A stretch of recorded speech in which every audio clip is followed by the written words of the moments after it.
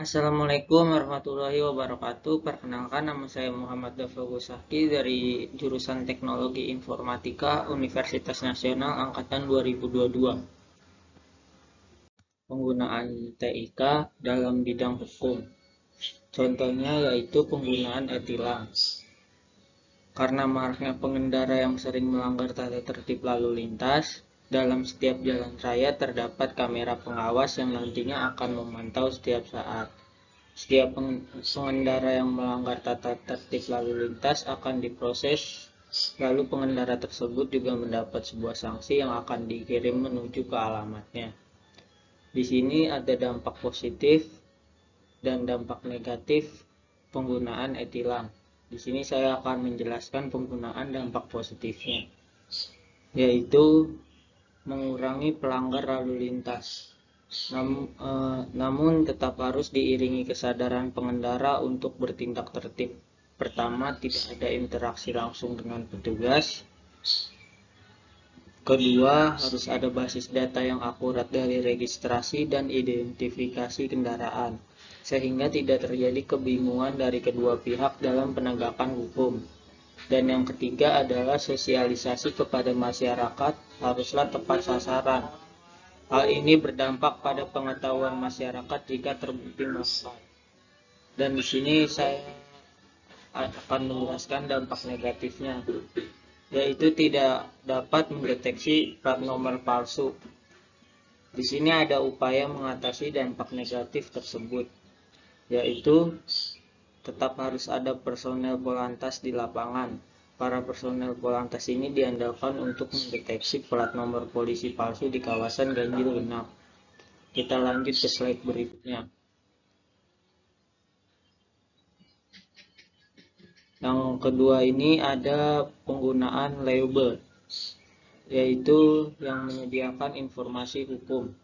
Label diluncurkan di Indonesia pada bulan September 2017.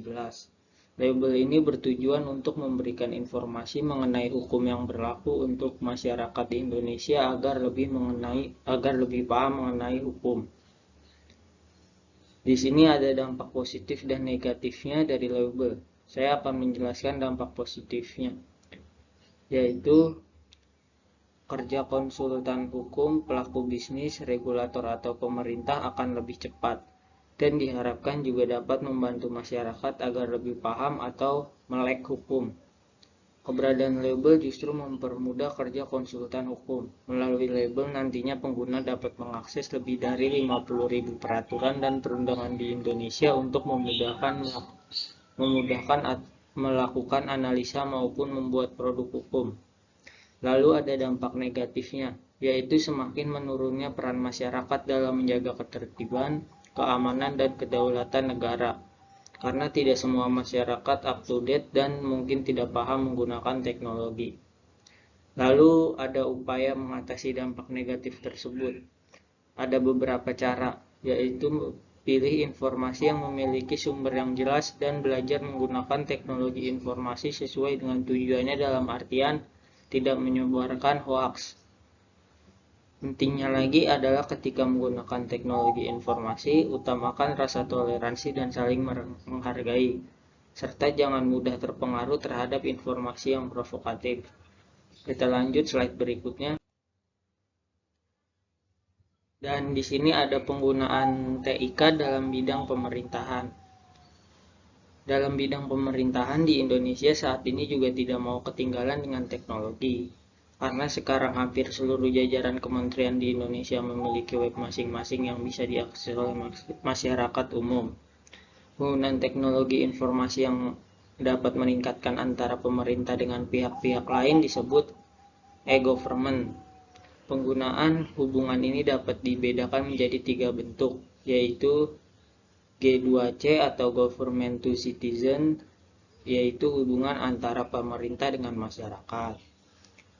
G2B Government to Business, yaitu hubungan antara pemerintah dengan pengusaha. Dan yang terakhir ada G2G Government to Government, yaitu hubungan antara pemerintah dengan pemerintah. Contohnya, ini ada beberapa web. Yang pertama ada web Kemendagri atau Kementerian Dalam Negeri. Yang kedua ada web Kementerian Pekerjaan Umum. Yang ketiga ada www.debhub.go.id Kementerian Departemen Perhubungan. Dan yang terakhir ada web Kementerian Kesehatan. Berikut ini ada gambarannya yaitu di slide selanjutnya. Ini tampilan awal web Kemendagri atau Kementerian Dalam Negeri, sedangkan ini Kementerian Pekerjaan Umum. Di bawahnya lagi ada Kementerian Perhubungan, di bawahnya lagi ada Kementerian Kesehatan Republik Indonesia. Dampak positif dari TIK dalam bidang pemerintahan antara lain peningkatan hubungan antara pemerintah, pelaku bisnis, dan masyarakat umum. Yang kedua, pemberdayaan masyarakat melalui informasi yang mudah diperoleh. Tiga, dengan adanya informasi yang mencukupi, masyarakat akan belajar untuk dapat menentukan pilihannya sendiri. 4, hilangnya birokrasi yang selama ini menjadi penghalang. Adapun dampak negatif dari TIK di bidang pemerintahan antara lain, semakin bebasnya masyarakat mengakses situs pemerintah akan memudahkan terjadinya cybercrime. Yang kedua, jangkauan akses. Harus diakui tidak semua orang bisa mengakses internet dengan mudah, misalnya mereka yang berada di pedalaman. Dan yang terakhir, ada banyak negara yang merupakan berita-berita negara yang diterbitkan oleh negaranya sendiri. Tapi di sini ada upaya mengatasi dampak negatifnya adalah gunakanlah security software yang selalu diperbarui. Kedua, menggunakan internet atau wifi satelit. Yang ketiga, pilih informasi yang memiliki sumber yang jelas agar tidak ada keraguan oleh berita-berita yang diterbitkan negara sendiri. Ya, itu saja penjelasan saya tentang penggunaan TIK di bidang hukum dan pemerintahan. Sekian dan terima kasih. Assalamualaikum warahmatullahi wabarakatuh.